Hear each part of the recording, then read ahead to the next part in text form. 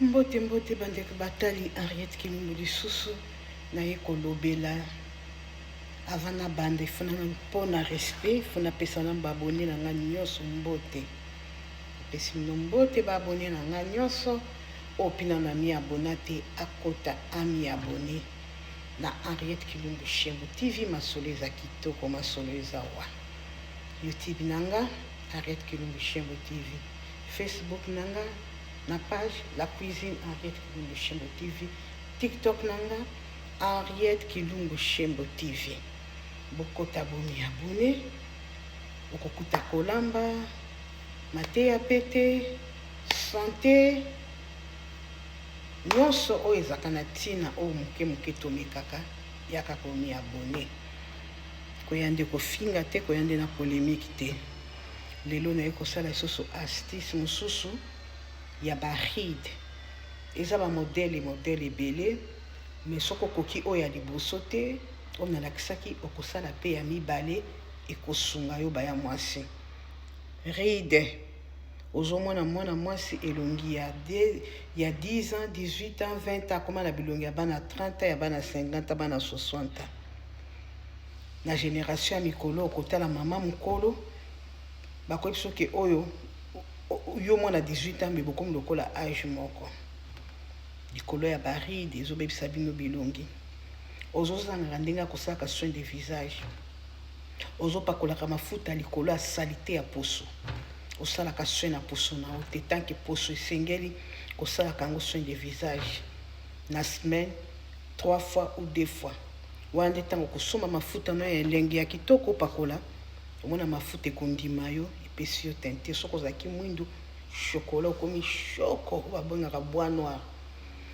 soko ozalaki pembe okomi choko moko pembe moko ya naturellement ya kitoko lokola métis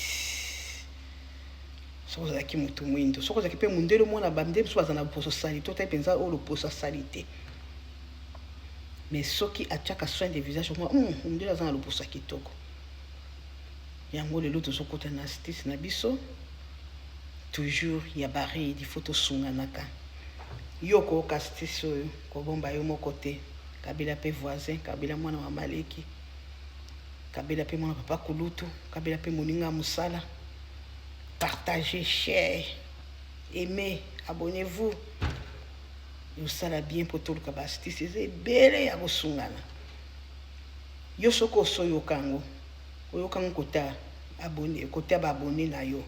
nga pe naza na besoin baabonné na nga bayoka oyo na mbalanda te kosunga na kati ya 10 000 abonnés na ngai soki 12 000 nakozanga ata 5 te oyo kosunga bango lelo tozokota so na astuce mosusu ya baride oyo eza kutu simple pe te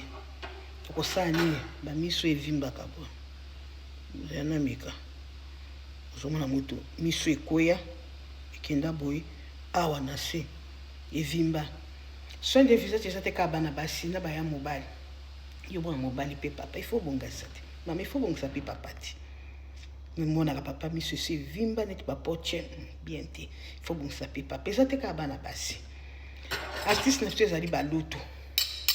bomoni balutu naza na lutu boni mibale lutu tolilaka loso tolilaka buyi supu okotiango na congélateur par exemple soko kosala lobi butu mobimba elali na congélateur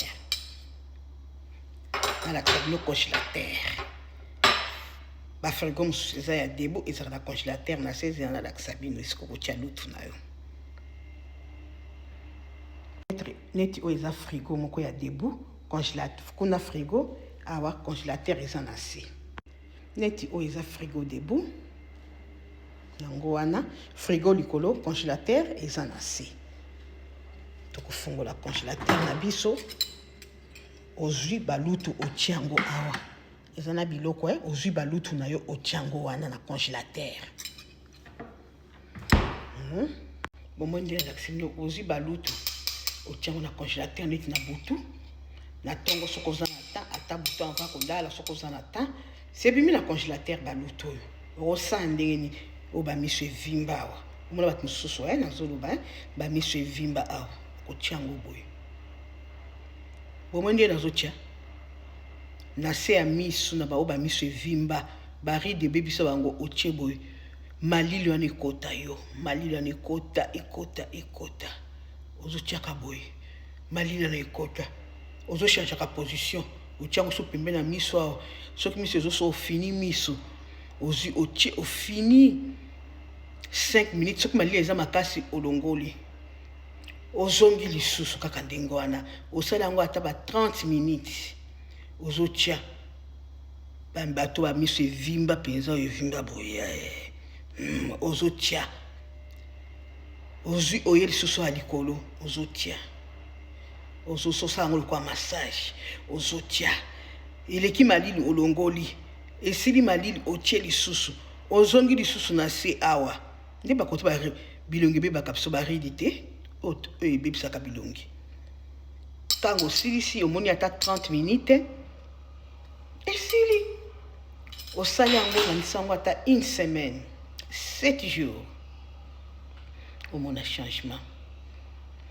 soko sali oyo si mokoti lisusu oyo mususu nalakisaki oya nani ya tomate oya tomate savon na pomme de terre osangisi yango ozwi otie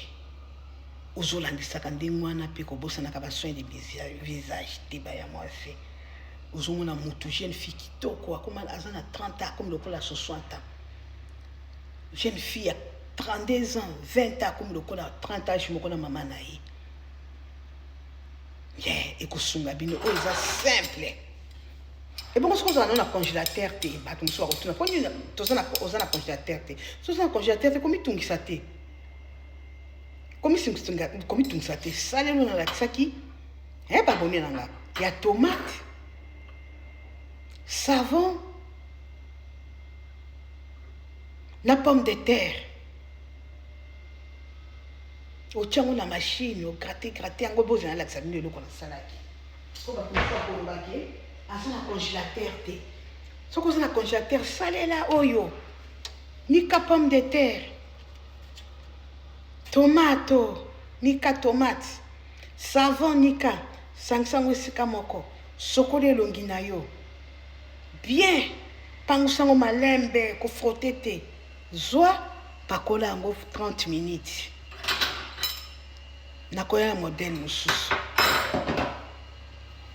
ok bokotokoto bomi abonné na chaîne nanga arrête Kilimo Shembo TV masolo eza kitoko masolo ezawa mabe nanga eza wapi lakisa voisin lakisa bamwana mama leki lakisa mpe ennemi na yo soko omonaki ye mpe azaka na baride evimba boye miso evimba